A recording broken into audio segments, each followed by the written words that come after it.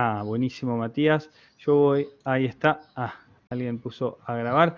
Bueno, vamos a hacer la presentación de Matías. Le vamos a dar luego la palabra. Matías Tapia Buende es licenciado, magíster y doctor en filosofía por la Universidad de Chile. Y desde 2017 ha realizado 3 estadías de investigación en la Hong Kierkegaard Library, trabajando sobre todo la esfera comunitaria, social y política de Kierkegaard. Actualmente está ejecutando un proyecto de postdoctorado acerca del concepto de Estado en Kierkegaard y sus alcances para la discusión política contemporánea. Qué interesante, Matías, va a ser escuchar tu ponencia titulada Tolerancia, Religión y Esfera Pública, una lectura desde Kierkegaard.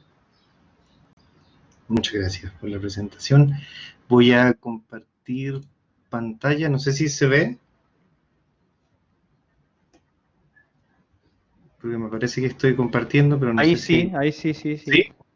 Ya, perfecto. Primero que todo, buenas tardes y gracias a la organización, sobre todo a Ana, por permitir que esta instancia siga viva. Yo desde hace algunos años no había podido participar de las jornadas por asuntos geográficos y económicos, la verdad. Este año podía, pero vino la pandemia, así que ojalá que el próximo todavía pueda y nos podamos encontrar en persona en Buenos Aires. De todas formas, me alegra mucho poder participar y a lo mejor contribuir en algo a la discusión. Mi presentación no va tanto en la línea directamente de la temática de las jornadas, pero también espero que pueda aportar en algo a la reflexión sobre Kierkegaard. El título original era Tolerancia, Religión y Esfera Pública en Kierkegaard.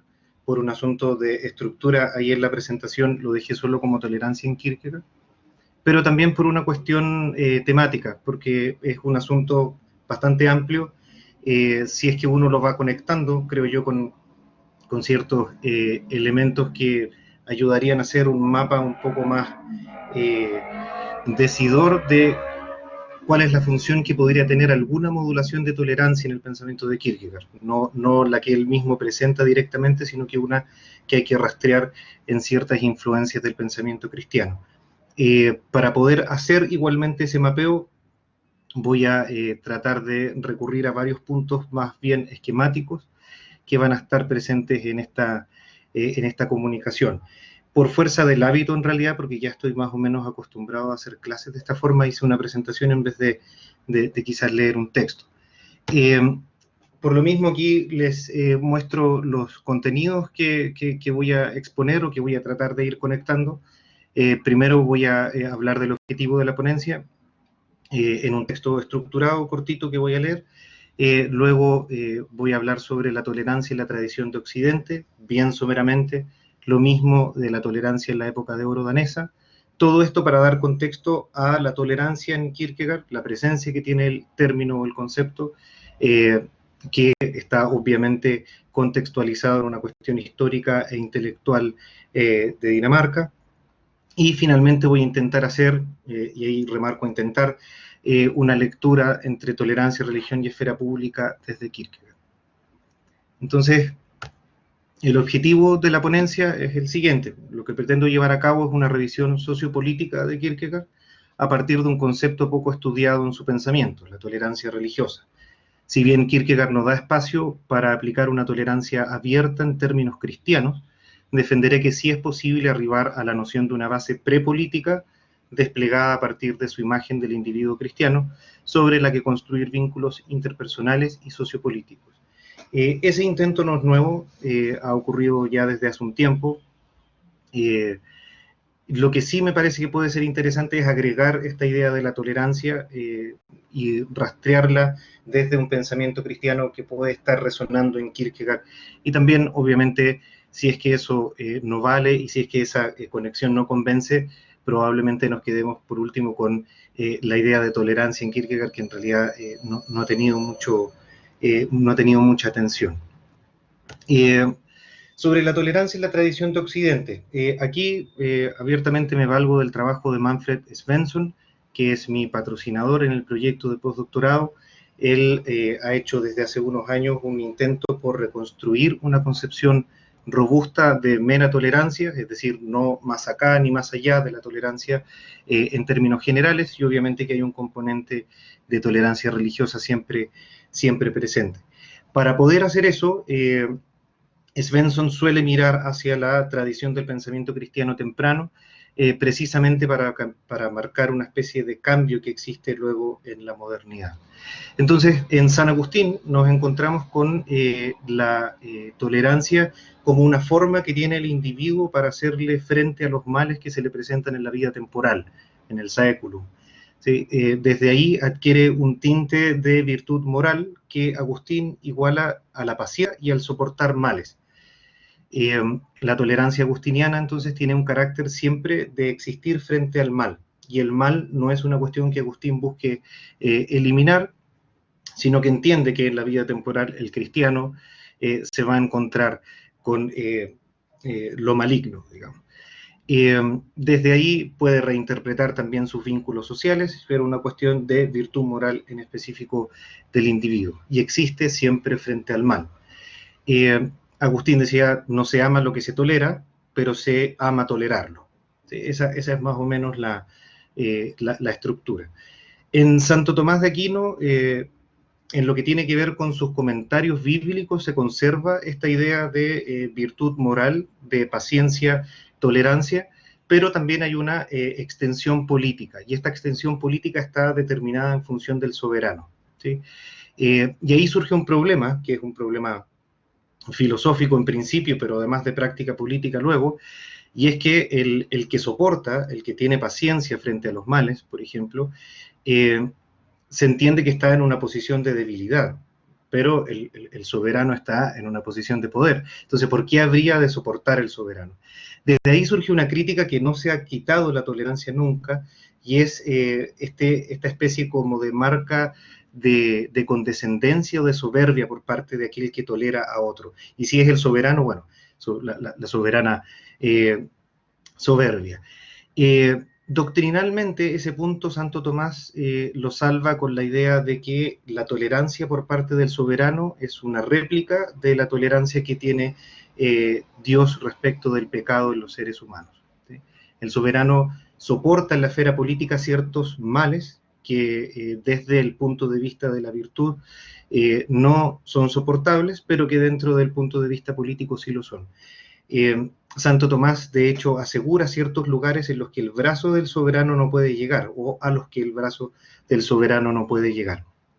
En ese sentido, por ejemplo, Santo Tomás se oponía al bautizo forzado de niños no cristianos. Y desde ahí, si ustedes se fijan, en San Agustín y en Santo Tomás hay una presencia de la tolerancia frente al mal. Desde ahí ya se tiende a matizar esa noción de que existe un mal que se tolera, y ya se empieza o a venir más acá de la tolerancia o más allá de la tolerancia. Más acá podemos encontrar a Locke, Hobbes y Spinoza, ideas como el minimalismo doctrinal que surgen después de la Reforma, son marcas de esa idea. Ya no hay un convivir en el conflicto, sino que más bien se busca la ausencia de conflicto. Y el hecho de que la tolerancia nos permita tener este ambiente tranquilo que ya nos da lugar o no va a dar lugar para la pugna. En Goethe y en Kant se propone una superación de la tolerancia.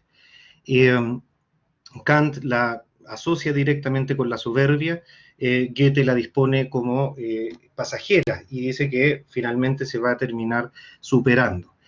Ese influjo digamos, de la modernidad más tardía se empieza o se ve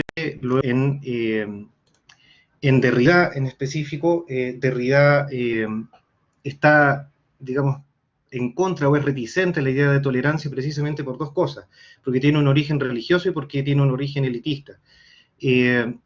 La llama directamente la cara amable del soberano, ¿sí? Del soberano que en realidad es el que ejerce el poder. Por lo tanto, llama a un reconocimiento de hospitalidad que es una superación de la tolerancia.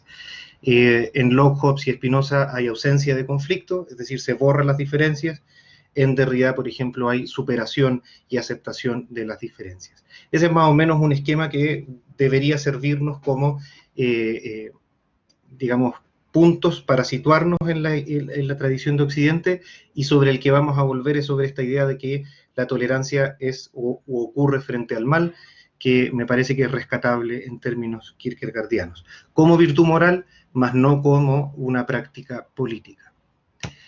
Entonces, la tolerancia en la época de oro de Dinamarca. Yo seleccioné aquí tres exponentes, que son, bueno, de los más grandes de la época de oro danesa: Münster, Martensen y Grundtvig. Aquí no me valgo de Svensson, sino que me valgo de Bruce Kirmse en su texto Kierkegaard en la Dinamarca de la época de oro. Aquí estamos pensando la tolerancia religiosa en términos de libertad de conciencia que puede conceder el Estado, ¿sí? Münster estaba en contra de la libertad religiosa.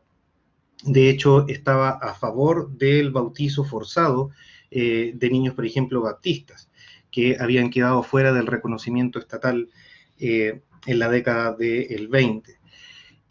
Martensen sigue en términos teóricos a Münster, pero es un poquito más suave en términos prácticos. Martensen hace una vinculación directa entre nacionalidad, cultura y religión, y ve a la religión en ese sentido como un asunto público, como una cuestión que tiene que estar determinada por el Estado. Se abre, eso sí, a una posible libertad, digamos, religiosa, pero siempre que tenga un cierto coto, ¿sí? Una ley para los disidentes o en contra de los disidentes y fanáticos, por ejemplo, es lo que propone Martensen, para evitar que las personas incultas puedan caer en el fanatismo. Grundtvig es un caso bien especial. Grundtvig concibe la idea de que va a ocurrir o va a volver a existir una reconciliación entre religión, cultura y política, pero cree que el ambiente inestable de Dinamarca no lo permite en el presente, digamos. Es una cuestión que va a venir, que va a llegar, pero el ambiente político danés no lo permite ahora. Por lo tanto, lo que propone desde la década de 1830 es el establecimiento de un cierto secularismo y democracia liberal, que uno podría pensar que no está tan ligado a una idea de ortodoxia grundtvigiana, pero que tiene un sentido ulterior, y ese sentido ulterior es poder dar espacio para que exista un Estado civil, una iglesia civil, y esa iglesia funcione como un marco, digamos, casi como un marco material en el que las distintas confesiones puedan interactuar sin conflicto. En ese sentido, Grundtvig cree que inevitablemente los precristianos y los cuasi cristianos se van a volver ortodoxos en su sentido protestante. De hecho, Grundtvig tenía la idea de aplicar los principios económicos liberales ingleses a la relación del Estado con el cristianismo, con la religión en general en Dinamarca, es decir, achicar lo más posible el Estado. Frente a eso, obviamente, es que Kierkegaard se va a estar parando. La tolerancia en estas figuras de la época de oro, entonces, aparece en la forma de práctica política, que permite o no permite el poder.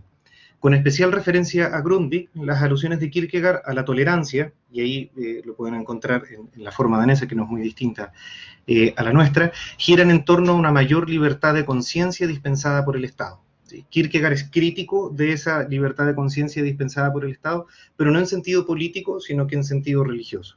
En un primer punto, Kierkegaard critica el hecho de que el Estado moderno tenga esta especie de soberbia de creer que él no necesita a la religión. Y se pone, obviamente, del otro lado diciendo, no, no es así, es el cristianismo el que no necesita del Estado. Y por otra parte, Kierkegaard critica el estatuto moral o el carácter moral que tienen cristianos como Grundtvig, que intentan hacer acomodos con la esfera política. Y eso le parece extremadamente cuestionable porque se confunden esferas que no son parecidas, que no tienen un vínculo directo, que de hecho no pertenecen a la misma cualidad. Veamos entonces la tolerancia en Kierkegaard. Kierkegaard menciona solo 3 veces la tolerancia en su obra publicada, ¿sí? Una sola seudónima, las otras 2 homónimas, firmadas con su nombre. Las fuentes son el Postscriptum para un examen de sí mismo y el 6º número del Instante. Por suerte, 2 de ellas traducidas por el equipo de la Biblioteca Kierkegaard Argentina, y aquí estamos obviamente utilizando esas traducciones.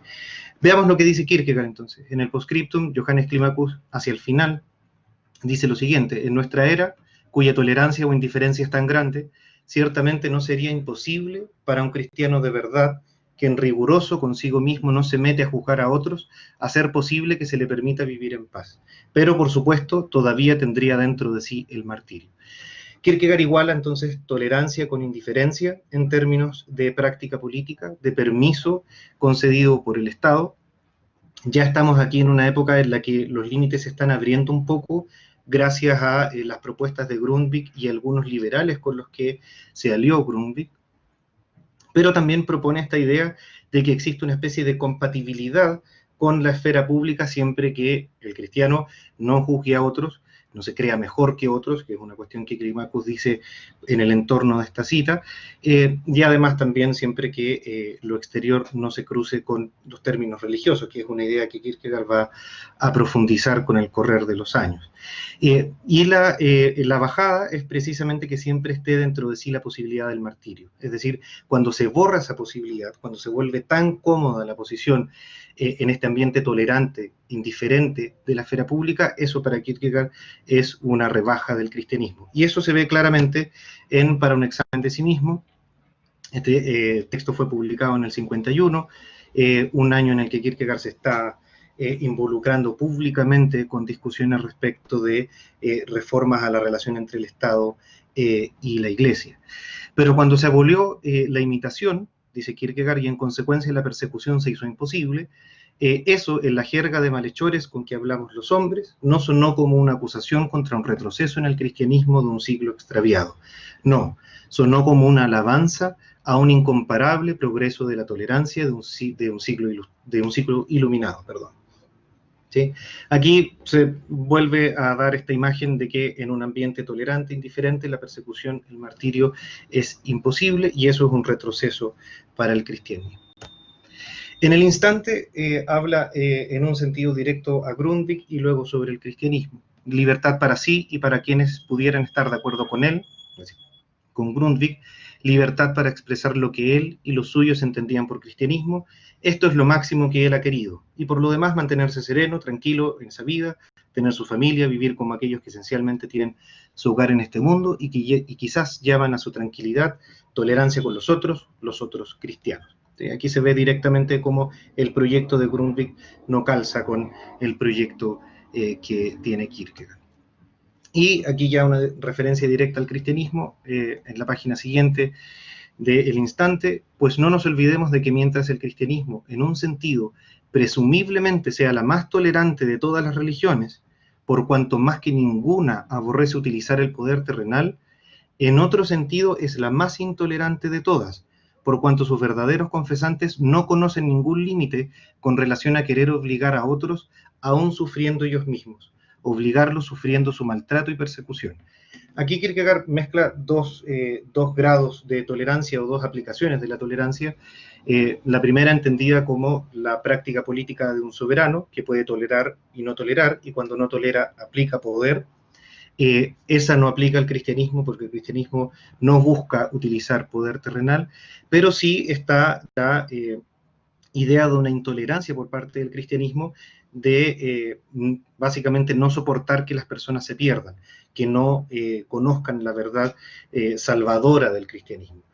Por lo mismo, el deber del cristiano es compeler, pero no con la fuerza, sino con el padecimiento, es decir, con la persecución y con el martirio, y así dar testimonio del cristianismo. Recordemos ya que este es el Kierkegaard del 55, por lo tanto está siendo públicamente un poco más extremo. La tolerancia no es mucho más recurrente en los papirer, pero sí está más desarrollada. Una particularidad que tiene es que se repite 7 veces solo entre 1848 y 1851, es decir, el año de, digamos, la Revolución, y 1851, que es cuando Kierkegaard está enfrascado en discusiones públicas sobre, o al menos en una discusión pública, sobre la emancipación de la Iglesia respecto del Estado. ¿Sí? Hay otros elementos. Kierkegaard no es muy bueno para circunscribir el uso de ciertos elementos en sus papiers, al menos entre unos determinados años, y uno puede encontrar ahí entre el 47, 48 y el 51 ciertos patrones. El asunto de conciencia, por ejemplo, es otro patrón que se repite entre esos años y que moldea, me parece, lo que viene después. Kierkegaard se queja de que los grundtvigianos no hacen nada por acercar a la gente al cristianismo. Y aquí Kierkegaard dice, peor aún que se llamen a ellos mismos ortodoxos, casi como si lo pudiera aceptar. Peor que eso es el hecho de que ellos no hacen nada para acercar a la gente al cristianismo. El cristianismo nunca ha sido tolerante en el sentido de permitir que la gente siga siendo pagana. Mientras que la tolerancia es ciertamente un deseo de gobernar sobre otros, y aquí está pensando en la intolerancia del soberano, no es intolerancia estar dispuesto a sufrir para ayudar a otros. Eso lo cambia ligeramente en la cita que veíamos del instante, y está esa misma idea. ¿Sí? Kierkegaard no es muy estricto en dividir estos niveles, uno refiere a lo político, otro refiere a lo cristiano, pero está todavía esta idea de estar dispuesto, de que siempre exista la posibilidad de ayudar a otros sufriendo. Kierkegaard considera que la astucia política de los grundtvigianos es un daño al cristianismo. ¿Sí? El grado de perdición del cristianismo puede ser visto de mejor manera en la tolerancia exhibida por los ortodoxos. Su lema es, si solo se nos permite conservar nuestra fe, que el mundo se ocupe de sí mismo. ¿Sí? Esta idea de que se arman una especie de marco en el que ellos pueden desarrollar su ortodoxia, en el que carecen de problemas que había tenido Grundtvig a fines de la década de los 20, principios de los 30, y que los dejen más o menos tranquilitos y ahí esperar pacientemente que lleguen estos cristianos genuinos que Grundtvig pensaba que iban a llegar en una etapa reconciliadora. En los papiers de 1851 resuenan las críticas de Kierkegaard al debate sobre la constitución de la Iglesia y su separación del Estado. En particular podemos pensar en un texto que se llama Una carta abierta al doctor Rudelbach. Rudelbach era un grundtvigiano que publicó en el 51 un texto que se llamaba Sobre el matrimonio civil, y proponía precisamente que estructuras o instituciones como el matrimonio civil podían ayudar a hacer una separación un poco más evidente entre la Iglesia y el Estado. ¿Por qué? Porque una de las promesas de la Constitución del 48 había sido darle una constitución específica y particular a la Iglesia del pueblo, a la Iglesia popular, cuestión que nunca la Iglesia había tenido, al menos en el periodo absolutista, y que finalmente costó que se concretara, y aquí se estaba discutiendo. Dice Kierkegaard lo siguiente, pero aquellos que quieren conseguir la emancipación de la Iglesia de esta manera, ahorrándose el martirio, han introducido un concepto de tolerancia que está en completa conformidad con lo mundano, a saber, tolerancia igual a indiferencia. Y este es el más temible insulto al cristianismo. Estaba esta idea de que a través de votos en el Parlamento se podía finalmente llegar a esta distinción entre Iglesia y Estado. Y Rudelbach, la mala idea que tuvo, era decir que dentro de los intelectuales que apoyarían esa causa, sería Kierkegaard. Y ahí Kierkegaard reventó y sacó esa carta que en realidad es un exabrupto particular que viene antes del 54, y que... claro, ahí Andrés nos cuenta que, claro, nunca llegó esa constitución en particular. Y Grundtvig y los grundtvigianos estaban abogando porque llegara y se diera finalmente, y nunca se dio. Claro, y Rudelbach tuvo la mala idea de incluir a Kierkegaard dentro de los intelectuales que apoyarían esa causa, y ahí Kierkegaard perdió un poco los estribos y le publica esa carta abierta en la que dice directamente, yo no he formado parte de una causa emancipadora de absolutamente nada, ni de las mujeres, ni de los inmigrantes, ni de absolutamente nada. ¿Sí? Yo me preocupo solamente del cristianismo. Y que eso es una apertura un poco inusual para esa época. Kierkegaard entiende que la tolerancia sirve de modo práctico en la esfera política. ¿Sí? Favorece, por ejemplo, el intercambio académico. Kierkegaard, de hecho, ahí una cuestión particular, es una de las pocas veces que cita a Benjamin Franklin, porque él precisamente reconoce que la tolerancia tiene un sentido práctico. Kierkegaard inconscientemente se mete dentro de una tradición de pensamiento que llega hasta hoy, que concibe que la idea de tolerancia moderna, que nace con Locke, no es en realidad un genuino intento por asegurar la paz o la convivencia en el conflicto en términos de intención, sino que en términos prácticos.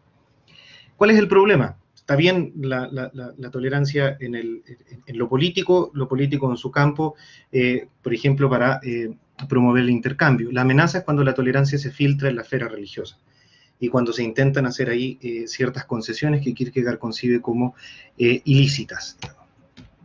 Grundtvig es la imagen de concesiones con la política para asegurar la fe. La tolerancia como permisividad, es decir, como permisividad dada por el Estado, no aplica al cristianismo, le es indiferente al cristianismo y el cristianismo no debería buscarla. El cristianismo aborrece el uso de la fuerza y no puede ser intolerante en ese sentido, como habíamos visto. Sin embargo, el cristianismo llama a lo que podríamos denominar una intolerancia sufriente, es decir, persecución y martirio para compeler. La última referencia en los papirer a la tolerancia es una cita indirecta que hace Kierkegaard del propio Agustín, y es la siguiente. Agustín dice que no usar la fuerza para obligar a alguien a la verdad es una falsa y cruel tolerancia. Aquí la fuerza sería entendida obviamente como la fuerza del padecimiento, la fuerza del martirio, una imagen bien recurrente en el Kierkegaard de este tiempo. Para Kierkegaard, ya tratando de hacer el vínculo entre tolerancia, religión y esfera pública, el mal de la época gravita en torno a la desastrosa confusión entre política y religión. Esa es una frase que aparece directamente en su carta abierta a Rudelbach. La política refiere a lo relativo y la religión a lo eterno. Políticamente, por ejemplo, Kierkegaard apoya la estructura de una monarquía absoluta. ¿Sí? Cristianamente reconoce que la política es indiferente. Escribe literalmente en sus papirer que el cristianismo es indiferentismo hacia la política y va a ser sumiso a cualquier orden político, el cristiano va a ser sumiso a cualquier orden político que se presente. La labor del clero, de hecho, propone Kierkegaard, es proveerle al Estado de individuos genuinamente religiosos, es decir, políticamente indiferentes. ¿Sí? Ser individuos lo más calmados posibles en términos políticos. Pero, de nuevo, el cristianismo es referente al modo de gobierno indiferente. Puede preferir algunos. ¿Sí? Climacus lo dice directamente. La democracia es lo más tiránico que existe. La monarquía es el régimen político más alto. ¿Por qué? Porque concede lugar a la privacidad, dice Climacus. Kierkegaard cree que no es posible ni remotamente probable que la idea de sociabilidad, de asociación, sea lo que salve a la época, es decir, lo que nos devuelva una especie de arreglo en esta desastrosa confusión entre lo político y lo religioso. Pero sí cree que hay una especie de posibilidad desde la supremacía de lo religioso. Aquí de nuevo esta idea no es la religión la que necesita al Estado, sino que podríamos pensar que es el Estado el que necesita a la religión.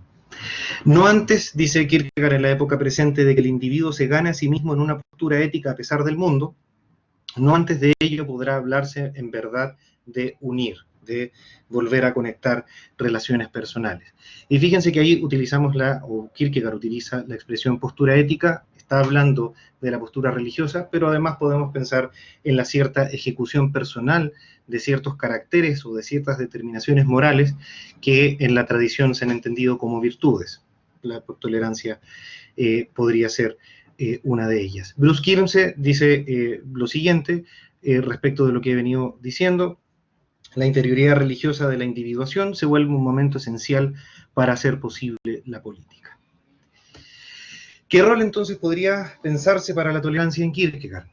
Ciertamente la tolerancia como práctica política no cabe en su esquema, no le interesa pensar la idea de que un Estado permita o no la amplitud religiosa.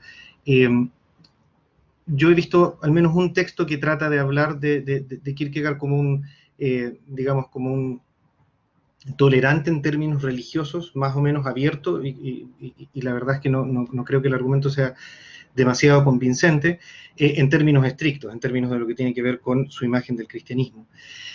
Pero sí podríamos pensar que la tolerancia tiene cabida como virtud moral ante el mal. Y ahí podemos vincularlo con la idea de patientia agustiniana, que resuena obviamente con la paciencia que Kierkegaard describe en varios de sus discursos edificantes.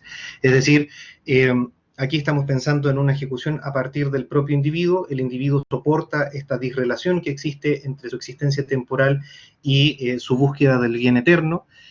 La paciencia como esta potencia que le permite al individuo ganar su alma y ocuparse total y absolutamente en ganar su alma aquí en la vida temporal, ¿sí? Siempre, obviamente, con la vista puesta en lo eterno. Eso como práctica individual, pensar la tolerancia como virtud ante el mal, virtud precisamente ante los males que el individuo encuentra en esta temporalidad, y Kierkegaard da varios indicios de eso, ¿sí? La renuncia al mundo, la desvinculación con lo mundano, etcétera, etcétera. Pero ¿cómo pensarlo ahora para salir desde el individuo? Creo que sería proyectando una tercera salida de la intolerancia sufriente del cristiano, es decir, pensar una tercera opción frente a la persecución y al martirio como formas de testimonio cristiano. Y creo que Kierkegaard celebra el amor al prójimo precisamente como un ejercicio en ese sentido, es decir, un ejercicio a pesar de las distancias mundanas que existen entre los individuos. Se ama al enemigo, se ama al pagano, se ama a todo ser humano que se establece espiritualmente y concretamente como prójimo. Aquí en realidad no hay originalidad en términos de aplicar el amor para este tipo de remodulación interpersonal. Yo agradezco mucho las discusiones que he tenido con Andrés Albertsen, que precisamente está trabajando este tema en Kierkegaard, y hemos tenido varios encuentros y conversaciones al respecto. Pero sí me parece que puede ser interesante agregar esta modulación de la intolerancia sufriente, ya no solo como persecución y martirio, que más bien repele o podría repeler, sino que pensarla como un ejercicio amoroso. El amor no obliga al prójimo a aceptar la fe, sino que encuentra su victoria en el cumplimiento de la ley. Si luego llega la conversión del prójimo, bien, el amante se preocupa de cumplir con el dictamen divino. No es difícil bosquejar entonces que las relaciones del cristiano en la esfera pública se van a ver modificadas por su carácter moral. ¿Sí? Podemos pensar que no desde virtudes de tolerancia civil o de civilidad es que surge una cierta preocupación por el prójimo, que se puede traducir en actitudes y acciones en la esfera pública, sino que eso viene de una determinación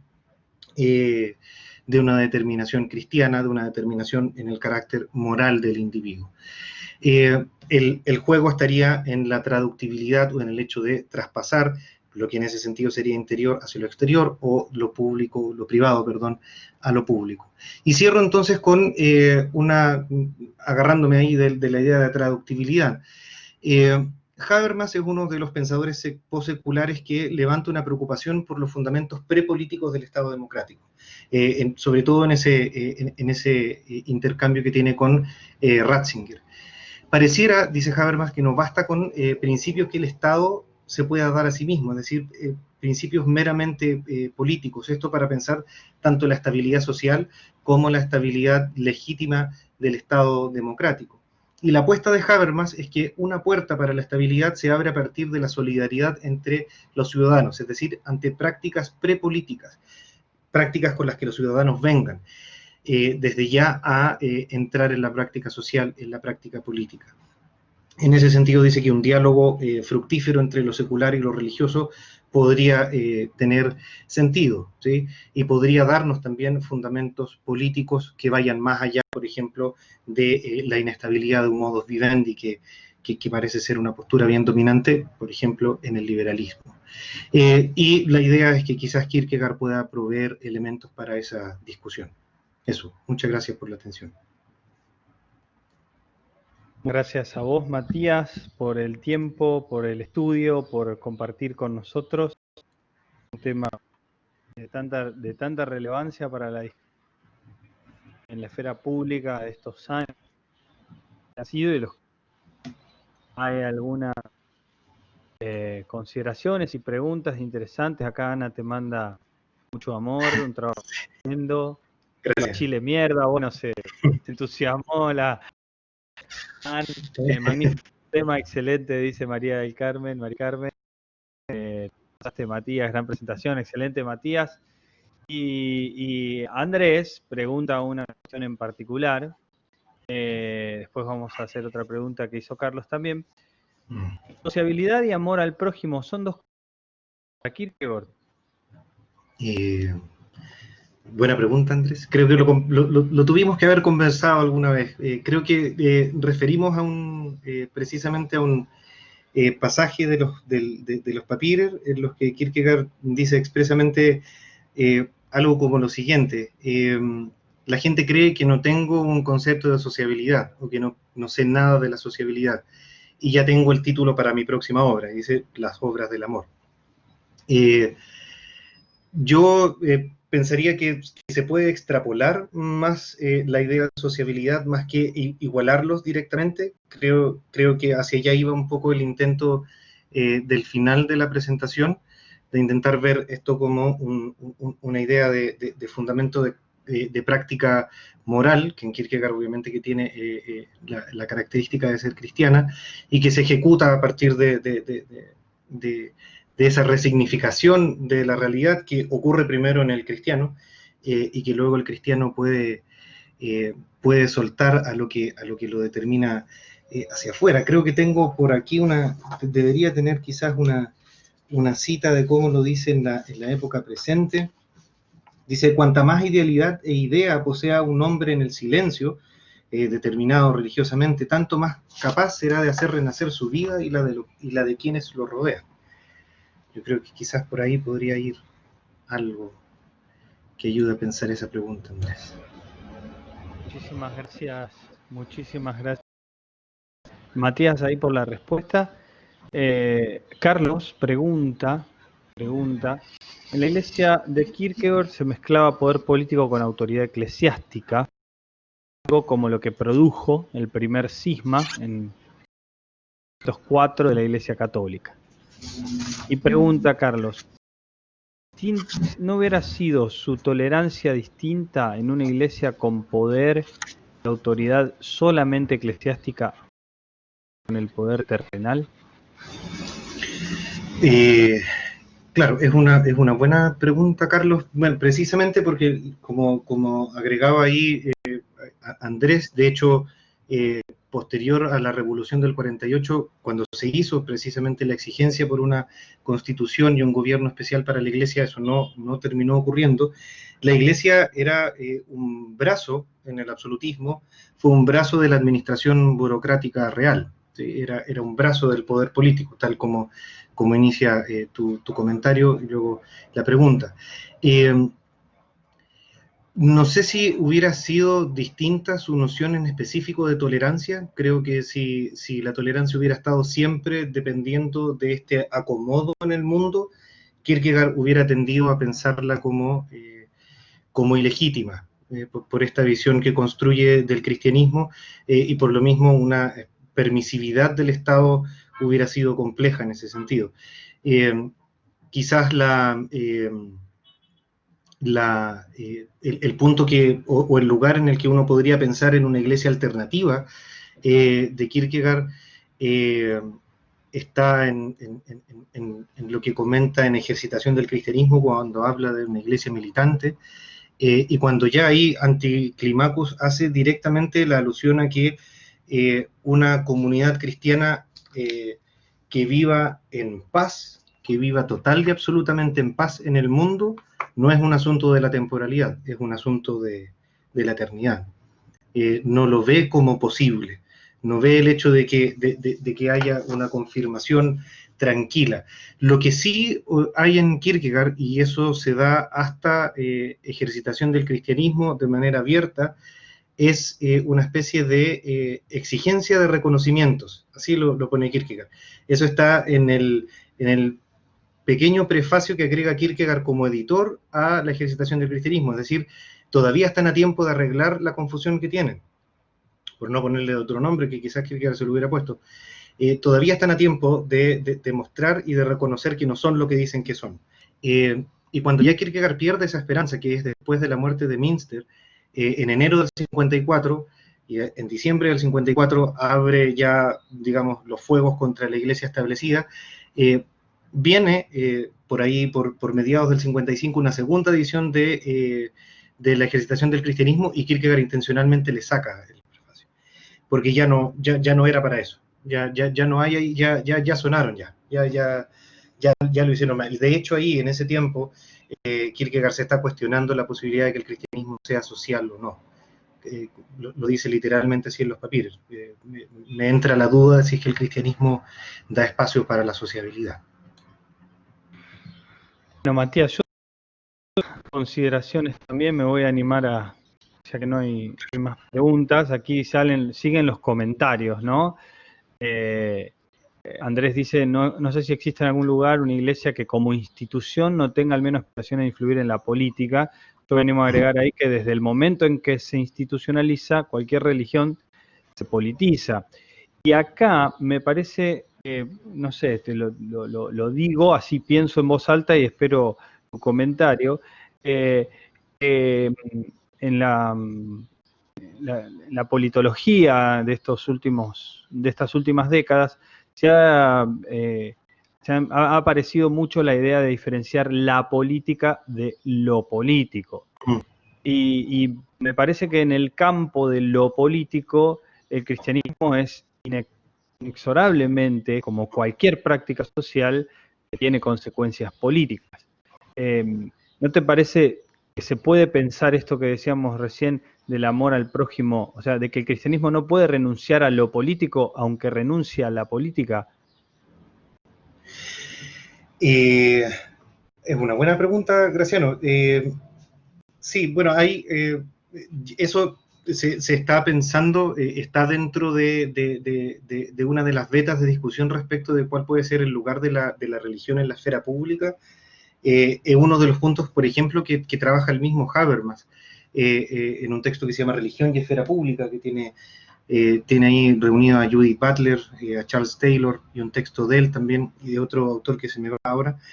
Y él habla precisamente de esta distinción entre la política y lo político surgido de esta idea de representación, que no solamente involucra aspectos prácticos y de convivencia política, sino que además adquiere tintes de identidad, tintes culturales, que están supeditados o que están puestos como prepolíticos para la emergencia de esa idea política, o de lo político.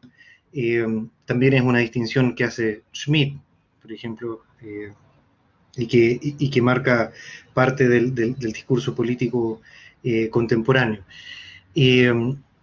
La verdad es que, bueno, Kierkegaard hace varias menciones a la relación que puede existir, tanto desde el punto de vista, si uno quiere, teológico, filosófico, teológico, entre la política y la religión, y también desde el punto de vista histórico. Desde lo teológico, Kierkegaard dice literalmente, por ejemplo, en una de las notas que agrega al punto de vista, que la religión y la política son dos esferas cualitativamente distintas, pero pareciera que son, en un esquema dialéctico, casi como dos puntos o dos caras de una cuestión parecida, digamos, o de una misma naturaleza. La política busca la igualdad, o la práctica política podría buscar la igualdad en términos generales, y ahí quizás pensamos en algo así como lo político, y no lo va a conseguir nunca porque su lugar es la temporalidad. Por el contrario, la religión sí lo consigue o la busca en donde sí se puede conseguir, que es en lo cualitativamente determinado. Por otra parte, el Kierkegaard más joven entiende que hay una dialéctica política, y ahí podemos entender una dialéctica en paralelo, que es una dialéctica de la Iglesia. Entonces, por ejemplo, la dialéctica o la dialéctica religiosa. En la dialéctica de lo político, el estadio más alto es la monarquía. El estadio más alto es la monarquía, y el rey es precisamente un representante de Dios. ¿Sí? Su uso, por ejemplo, del plural real es una marca de esa transición. Lo que pasa es que, pensado desde la religión, lo político, es decir, ahí la monarquía es lo más bajo. ese tipo de cuestiones desde ese punto de vista, perspectiva filosófico-teológica. Y desde el punto de vista histórico y quizás cultural, Kierkegaard hace una especie como de génesis y siempre va retrotrayéndose en donde empezó a andar mal la cuestión. ¿Sí? Hasta Lutero cae ahí, hasta los apóstoles caen ahí, Constantino, por cierto, pero en algún momento Kierkegaard hace una especie de analogía, porque su complejidad, esta igualación que existe y por intelectuales de la época de oro de Dinamarca, sobre todo entre el cristianismo y la cultura, y desde ahí con la nacionalidad, que era, por ejemplo, Martens. Y dice que cuando el cristianismo temprano, era un caballo indomable y que simplemente uno era incapaz de montarlo, el Estado lo miró y dijo, no, no, gracias, no lo compro todavía. Pero cuando ya el cristianismo era un poquito más domado, ese culturizado, pasó por la cultura, cuando ya era un poquito más bajo el precio también, ahí el Estado dice, sí, dámelo, y pásamelo porque me sirve. Y básicamente cree que en sentido histórico así es que el Estado se apropia del cristianismo como una cuestión práctica para poder utilizarlo a su favor. Interesantísimo porque tiene una actualidad total esto que estamos planteando, ¿no? Está muy, está ahí y se viene con todo también. José Luis Hernández, y ya para cerrar, hace un comentario, creo que vos algo dijiste, pareciera que Kierkegaard pensara en un cristianismo militante de cierta forma, y dice, no sé si es apropiado el término. ¿Vos usaste un término similar o me pareció a mí? Claro, el de la iglesia militante, que es una contraposición a la iglesia establecida que Kierkegaard hace en ejercitación del cristianismo, o en realidad lo hace anticlimacus, y Kierkegaard le pone esta prevención al principio de decir, este es el extremo cristiano. Yo lo que les pido es que hagan reconocimientos, que en el fondo no tengamos que llegar hacia la confrontación total, confrontación que llega finalmente cuando Kierkegaard ataca abiertamente a la iglesia establecida. Sentido como, claro, como militante es que no encuentra paz acá, que no va a encontrar comodidad acá, está siempre en una movilidad constante. Y es bien notorio cómo Kierkegaard va cambiando la idea, por ejemplo, la idea de interioridad en el cristianismo. Nosotros tenemos desde Temor y Temblor en adelante la idea férrea, hasta el postscriptum, de que el cristianismo es puramente interior y cualquier exteriorización lo descalifica, básicamente, o lo rebaja. Y Kierkegaard va matizando eso. De hecho, en ejercitación del cristianismo, Anticlimacus dice presente que el cristianismo no puede ser por interioridad, no puede ser una especie como lo que podríamos llamar el ensimismamiento, si es que nos retrotraemos a una terminología un poco temprana. No se puede quedar ahí. En ese tiempo, Kierkegaard está pensando, por ejemplo, en una cuestión como el asunto de conciencia. ¿Y qué significa eso? Que cuando la exterioridad se opone al cristiano en una cuestión que para el cristiano se transforma en un asunto de conciencia, como el hecho de que la religión se quiera emancipar de lo político a partir del voto, eso es inaceptable. Y dice Kierkegaard una cuestión bien particular, que si es que esa emancipación de la iglesia y del Estado ocurriera por el martirio, a través del martirio, sea por sangre o por escarnio público, va a ser legítima la separación, pero no a través del voto, no a través de este nuevo instrumento que se inventaron los hombres, o los seres humanos. Bueno, vemos ahí la radicalidad del pensamiento y la vida, ¿no? Kierkegaard, agradecemos muchísimo a todos los participantes, a todos los expositores, a vos, de cierre de lujo, como dijo Ana, para esta primer jornada, y los esperamos mañana a las 11 de la mañana, horario en Argentina. Usted podrá ver en su lugar cuál es el horario, pero vamos a tener el mismo horario los 3 días, 11 de la mañana, horario Argentina, 14:30 después del almuerzo, y luego a las 18 horas tenemos nuestra segunda jornada, felices de poder compartir esta experiencia entre todos. Así que hasta mañana y como dice nuestra amiguísima, un abrazo portal higiénico medio.